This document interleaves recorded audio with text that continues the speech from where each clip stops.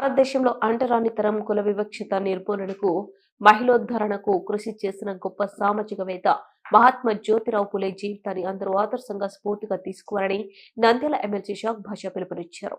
మహాత్మా జ్యోతిరావు పులే 134వ వర్ధంతిని పురస్కరించుకుని నంద్యాల పద్మావతి నగర్ ఆర్చి వద్ద ఏర్పాటు చేసిన ఆయన విగ్రహానికి MLC Shaik Basha, municipal chairperson మాపులిసా, vice chairman Gangisetty Sridhar, YCP నాయకుడు కల్లూరు రామలింగారెడ్డి, కౌన్సిలర్లు పూలమాలలు వేసి ఘనంగా నివాళులర్పించారు.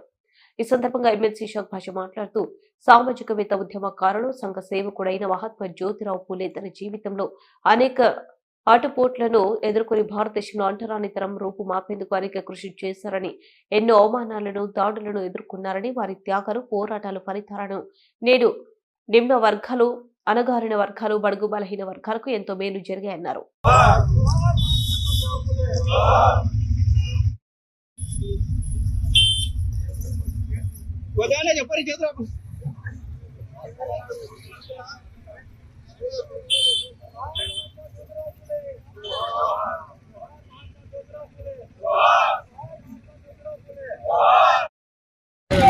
ఈరోజు వైఎస్ఆర్ తరఫున నాయకులు, కార్యకర్తలు, అందరూ కలిసి శ్రీ మహాత్మా జ్యోతిరావు పులే గారి వర్ధంతి సందర్భంగా ఈరోజు ఘన నివాళులు అర్పించడం జరిగింది. మనము ఎంతైనా ఈరోజు జయంతికి, వర్ధంతికే కాకుండా ఎల్లప్పుడూ ఇలాంటి మహాత్ముల స్మరించుకోవాల్సిన అవసరం ఎంతైనా ఉంది. వాళ్ళ ఆశయాలు అనుగుణంగా మనమందరము వెళ్ళాల్సిన అవసరం ఎంతైనా ఉంది. ఈరోజు మహిళలం అందరము ఇంత స్వేచ్ఛగా జీవితామంటే పునాది వేసింది జ్యోతిరావు. మహిళలందరూ విద్యాబోధనలు ఉండాలి. అలాగే ఏదైతే వితంతులకు మళ్ళీ వివాహం చేయడము, వాళ్ళకు విద్యాబోధనలు అందించడము, సమాజంతో పోరాడి మాకు జ్యోతిరావు పులే గారు అందించిన ఆశయాలతోనే ఈరోజు మహిళలందరము ఇంతలా ఈరోజు ప్రతి ఒక్క రంగంలో ముందుగా ఉంటున్నాం. అలాంటి వ్యక్తిని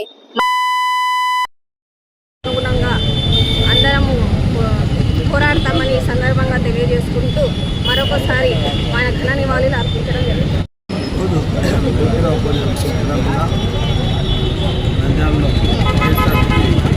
నాయకులు, కార్యకర్తలు, కౌన్సిలర్లు,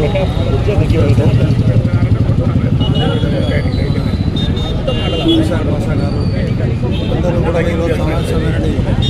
ఎందుకంటే మా మహానుభావుడు చేసిన సంస్కరణలే ఈరోజు సమాజంలో ఈరోజు మహిళలు ఎంత స్వేచ్ఛగా ఈరోజు ఎవరి మీద ఆధారపడకుండా, ఏ కుటుంబం మీద ఆధారపడకుండా ఈరోజు మహిళలే చాలా కుటుంబాలను కాపాడే పరిస్థితిలో ఉన్నదంటే ఆయన జ్యోతిరావు పులే గారు ఆ రోజు మహిళల కోసం ఆయన చేసిన యొక్క సంస్కరణలే ఈరోజు అవి వచ్చినాయి.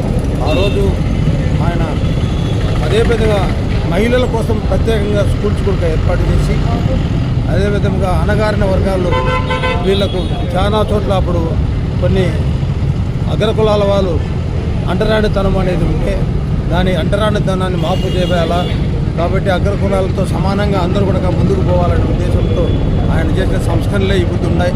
ఆయన మహాత్మా అని కూడా పిలిచేవాళ్ళు, అంటే ఆయన బిరుదు మహాత్మా అని బిరుదు కూడా ఇవ్వడం జరిగింది.